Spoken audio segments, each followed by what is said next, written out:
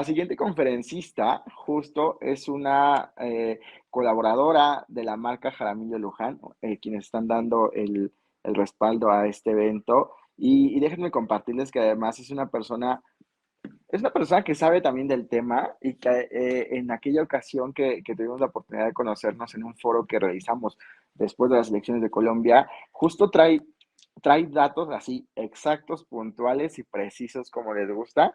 Ella nada más y nada menos es Carolina. Denme un segundo, les digo que entre el internet y que es viernes. La maestra Carolina Díaz nos hablará sobre elecciones electorales en Colombia 2022. La maestra Carolina Díaz cuenta con un máster en asesoramiento de imagen pública y consultoría política por la Universidad José Camilo Cela en España. Es politóloga, además, por la Universidad Carlos III, esto en Madrid, España, y es certificada en marketing político en el Instituto d'Etudes Politiques eh, Sciences Pro de Toulouse en Francia. Espero haber dicho bien el francés, se me da más el portugués. Pero si no, que me corrijan. Y cuenta con experiencia en comunicación de gobierno municipal y partidos políticos en España y además de haber tenido experiencia en campañas electorales en Colombia, Ecuador, República Dominicana y México. Actualmente es directora del área política de la firma Jaramillo Luján, Estrategia y Comunicación. Y ya la tenemos por acá. ¿Cómo estás, Carolina? Muy buenas noches. Muy buenas noches, José. Qué alegría estar cerrando esta semana maravillosa de este evento que ha venido a enriquecer, ese es el propósito, al gremio, a quienes ejercemos la consultoría política, pero también es un instrumento y una herramienta muy valiosa para candidatos, precandidatos y personas que quieren empezar a conocer el mundo de la comunicación política, de la estrategia política. Así que encantadísima de estar de nuevo por aquí. Bienvenida a esta Semana Iberoamericana de Comunicación, Estrategia y Marketing Político, Carolina. Y pues bueno, justamente un tema que de pronto salía en el foro pasado y que también uno de los grandes consultores que estuvo por acá me decía, el maestro Javier Pianta, ¿va a haber mujeres en esta Semana Iberoamericana? Le dije, claro que tienen que haber mujeres. Dice, es que el tema de paridad hay que buscar. Le dije, claro, hemos sido uno de los impulsores de esa iniciativa y por supuesto que el día viernes también teníamos que cerrar con eso, ¿no? Y bueno, sin más, creo que la vas a presentar tú o es Me esta ayuda justo el la que... equipo, creo. Creo que ahí Ok, ya está. perfecto. Le vas indicando a Nayeli y ella justo va dando las siguientes diapositivas. Bienvenida, Carolina. Perfecto, mil gracias. Bueno, pues muy buenas noches a todos. Como les decía en la introducción que amablemente nos ha hecho José Luis en este maravilloso evento, es que a raíz de las campañas políticas que vivimos en Colombia, fue un año determinante hablando políticamente, pero que también nos dejó muchas enseñanzas a nivel de cómo se están manejando las campañas y qué es lo que les falta a las campañas para hacer proyectos ganadores y sobre todo incuestionables. Muchas veces no se gana una campaña ganando en las urnas, sino que una derrota puede significar un mayor triunfo para los candidatos. Pero queremos traer a colación desde el ejercicio de la firma Jaramillo Luján, de la cual soy consultora y apoya este evento, algunas lecciones que nos dejaron las campañas políticas en Colombia, en especial la campaña presidencial, pero tocaremos otros eventos de campañas legislativas que observamos y otras en las que trabajamos.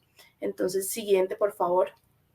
Vamos a dar 10 lecciones, es lo que más fácil nos puede quedar en el imaginario. Y la primera es descifrar el territorio. Cuando nos referimos a descifrar el territorio, no solo estamos hablando de hacer encuestas. La encuesta es una herramienta valiosa que sirve para contrastar con otras fuentes de información. Una campaña que descifra el territorio es capaz de hablarle a la gente en su mismo lenguaje. Por eso es importante que la investigación cuantitativa, encuesta y otro tipo de herramientas, se combine con información de escucha digital para saber cuál es la conversación en otro canal de comunicación que es supremamente importante hoy en día en las campañas políticas, pero también con el territorio. Pisar la calle, ir a los mercados, subirse a un taxi, saber y conocer las creencias de la gente, las palabras con las que se comunica la gente, será supremamente valioso para conectar con el ciudadano. Si yo al ciudadano le estoy hablando en chino y el ciudadano habla español, seguramente no me va a entender. Y básicamente, en una campaña no se pueden tomar decisiones sin investigación. Esto lo pueden decir muchísimas personas, pero la realidad de las campañas es que el candidato o el que maneja los recursos de las campañas ven esto como un trabajo accesorio. Dicen, no, es que yo voy por la calle y me dicen esto. Sí, pero una encuesta es fundamental para tomar decisiones dentro de la campaña. O sea que la primera lección electoral que traemos aquí es hacer investigación, buena investigación, nutrirla de varias fuentes y sobre todo salir de esos círculos que le dicen al candidato que todo está bien. Porque una cosa es lo que se vive dentro de la campaña y la otra lo que está pensando el ciudadano de a pie. Aquella persona que no conoce al candidato, pero que tiene la decisión de ir a votar. Siguiente, por favor. Segunda lección electoral. Hablarle al votante y no a los otros candidatos. Esto es un error que se vio en la campaña presidencial de Colombia en este 2022, que le pasó factura a más de un candidato. Los candidatos se centran en hablar de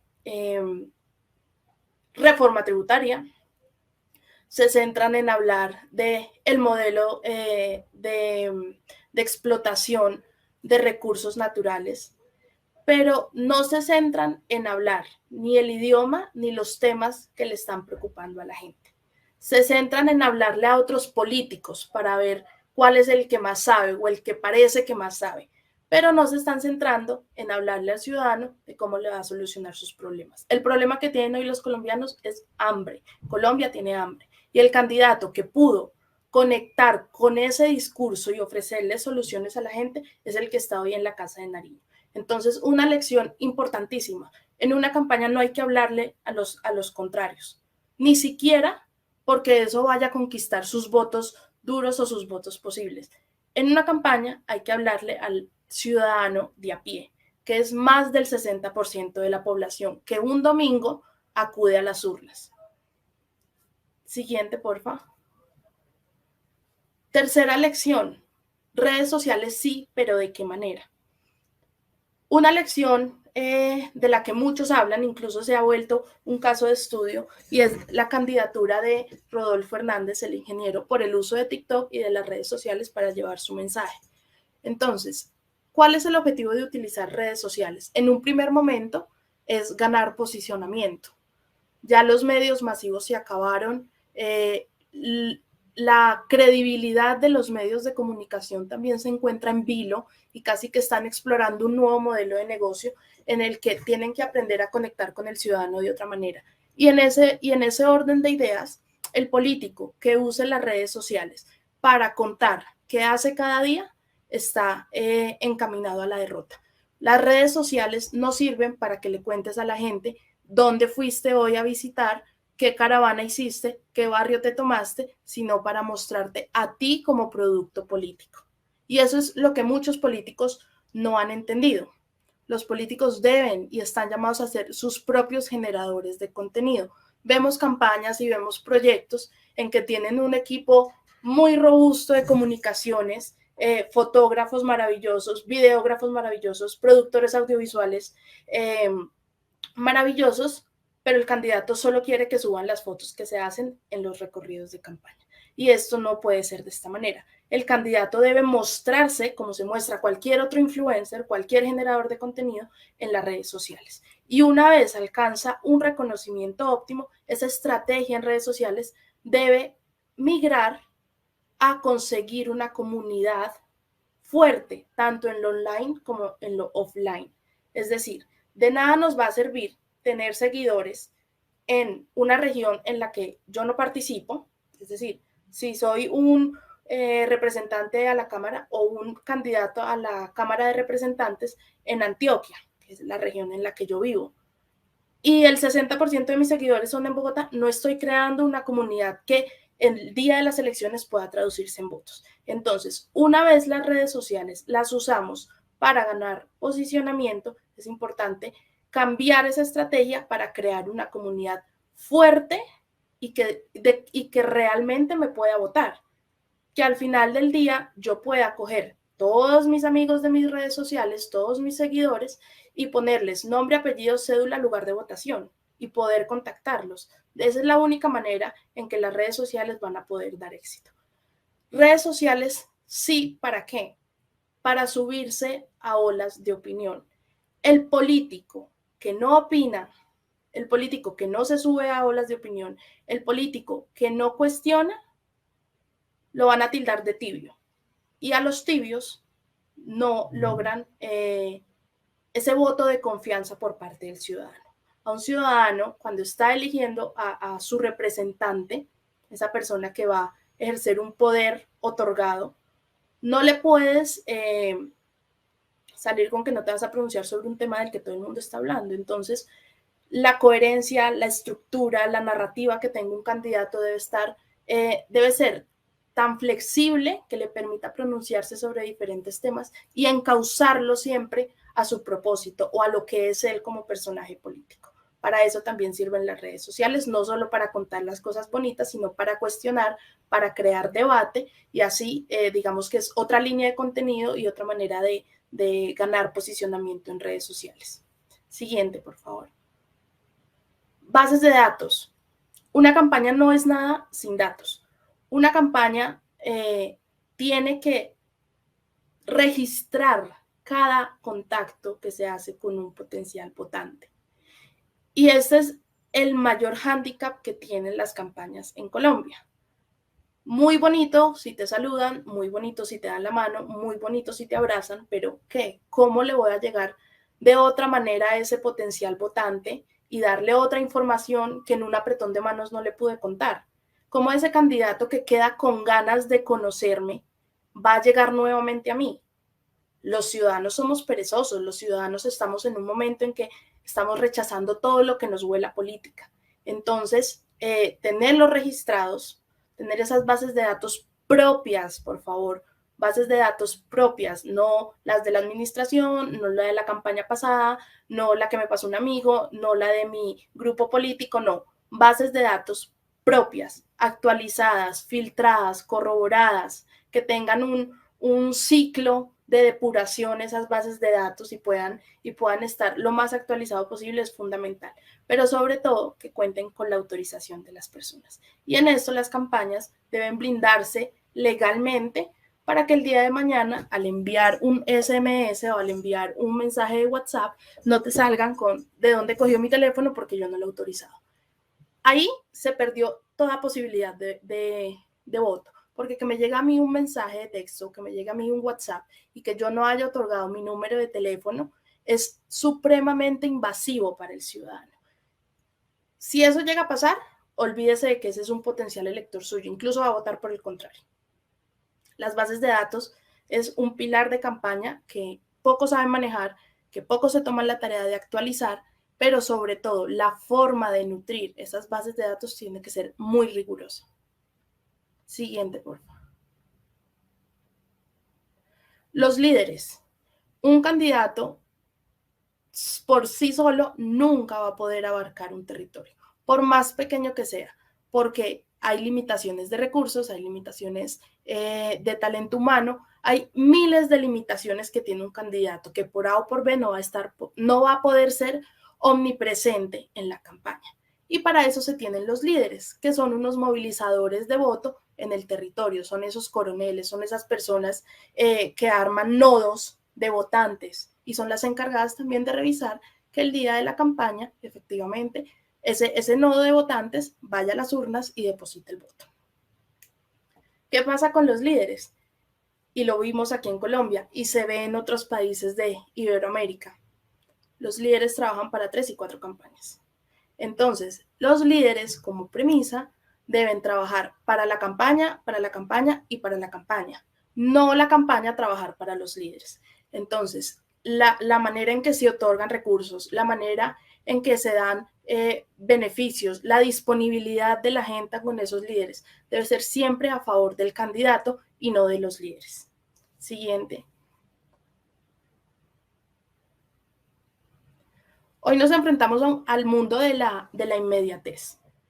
Si queremos captar la atención de un votante, más si estamos hablando de centennials y millennials, que son supremamente ansiosos, si en los 10 segundos no se capta la atención y preferiblemente en un formato vertical, nos van a deslizar para arriba y vamos a pasar desapercibidos. No va a haber un enganche suficiente. Entonces, la creatividad, no solo del candidato, sino de su equipo, también es fundamental en una campaña. Si uno no llama la atención en los 10 primeros segundos, no se van a acordar de usted. Y cada mensaje en redes sociales debe mostrar no qué hace el candidato, sino quién es el candidato y qué ofrece el candidato. Siguiente. Hablamos ya que tocamos la manera en la que se consume la información, sobre todo en centennials y millennials, también vamos a desmentir un mito que hay en la cultura política de nuestros países. Y se dice que los jóvenes somos de izquierda. Resulta que no. Los jóvenes votamos más al cambio, pero sobre todo somos más reaccionarios, somos más de extremos, pero sobre todo los jóvenes de hoy en día no votamos por partidos, porque la forma en que se concibe la democracia está en tela de juicio. El Latinobarómetro hace algunos estudios lo ha venido corroborando, y es que la confianza en la democracia o la creencia de que la democracia es el mejor sistema de gobierno está casi que en un 60%, es decir, el 40% de la población no cree que la democracia sea el sistema de gobierno más apropiado para nuestros países. Entonces, ese rechazo al sistema, al status quo, nos lleva a votar por causas. Y aquí fue una causa fundamental lo que vimos en Colombia con Francia Márquez, y es que más que hablar de izquierda a derecha, ella tomó el discurso de los nadie. ¿Quiénes son los nadie? Las personas que nunca han tenido una mano del Estado, que nunca han tenido un sistema que los apoye. Y eso eso permeó en las poblaciones diferenciadas, en los jóvenes que no creen en el sistema tal como está concebido. Y por eso se volvió una causa. Los nadies en Colombia se volvió una causa que supo abanderar Francia Márquez, la fórmula vicepresidencial de Gustavo Petro, y en las elecciones primarias que fueron en marzo de este año, se vio que ella, sin nunca haber participado en política, siendo una activista desde los 14 años, recogió más de 1 millón de votos. Entonces, desmitifiquemos que los jóvenes son de izquierda, no. Los jóvenes votan por causas. Siguiente. Una lección importantísima. Se gastan muchos recursos en la campaña oficial, en el comunicador, en el PR, en los videos, en tierra, en avanzadas, en logística, en eventos.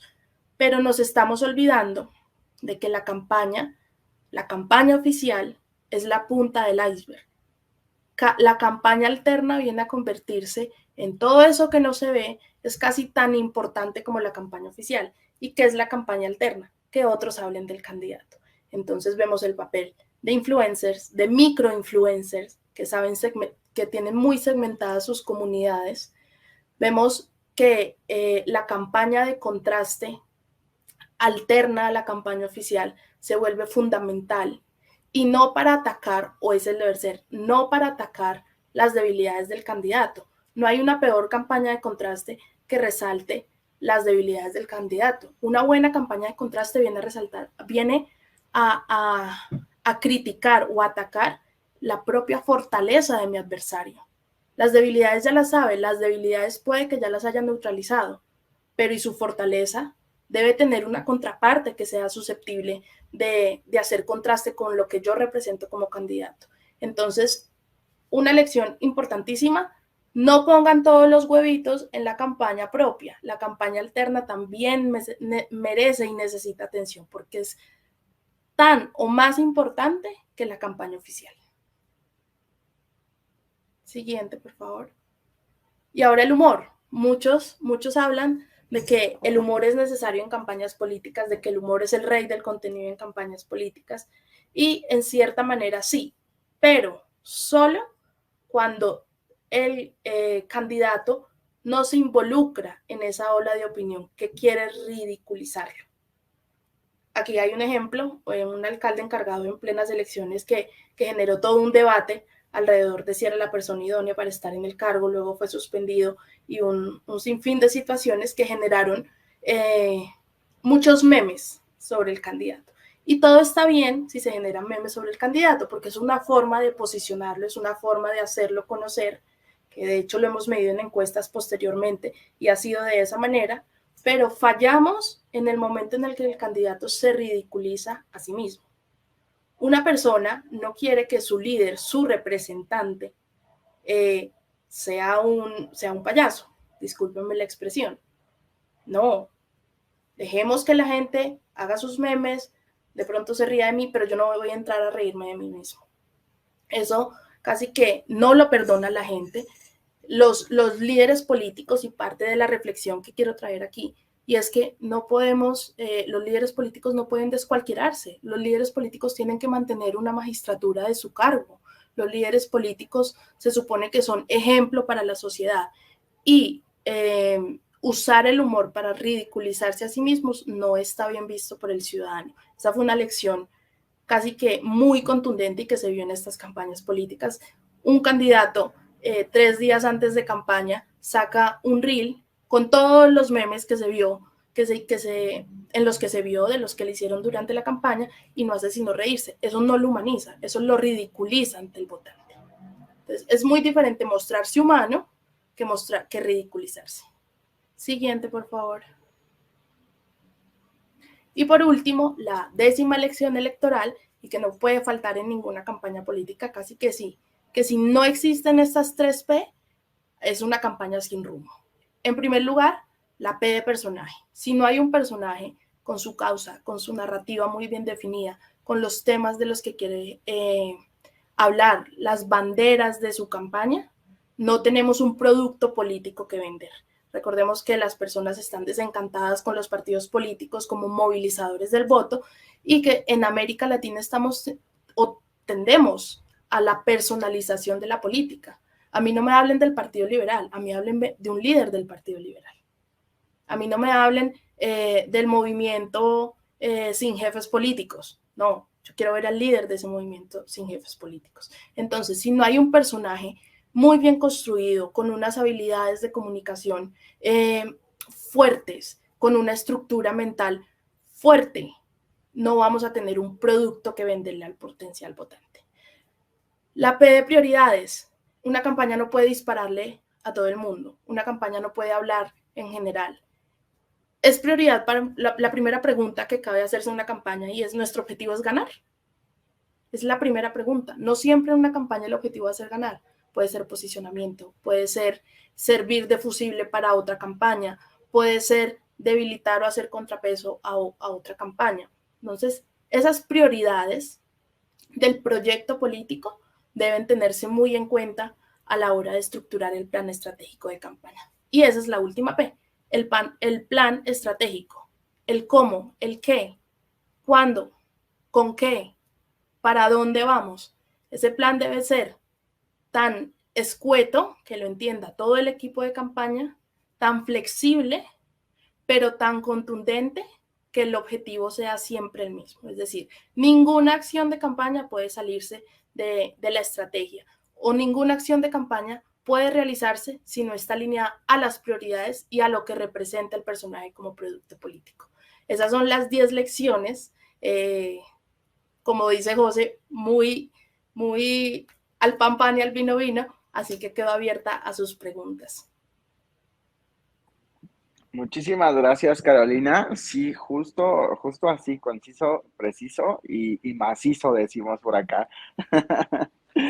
Mira, hay varios comentarios. Por ejemplo, Mafer Novoa dice: qué buena manera de dar este análisis. Nos deja mucho a analizar, pero la pena, porque es lo que sucede hoy en día. Desafortunadamente no quisiéramos, pero esto llega, es más frecuente de lo que lo vemos aquí, ¿no, Caro? Así es. Sí, digamos que uno de los objetivos de nuestra profesión no solo es profesionalizar la manera en la que se hacen campañas, sino reivindicar el papel del político. Yo creo que es supremamente importante que nuestros líderes públicos tengan ese estatus que los hacen ser representantes del poder que tiene el pueblo y el poder que les otorga el pueblo. Entonces, digamos que nosotros valoramos mucho la seriedad de un líder, la seriedad, la experiencia, el trabajo y sobre todo que pueda conectar y que pueda escuchar y entender qué es lo que necesita la gente de verdad.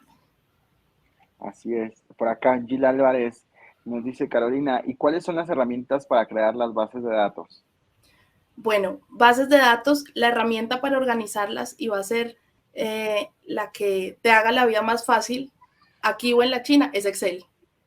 Y los datos básicos, no nos extendamos a cuántos hijos tiene, no.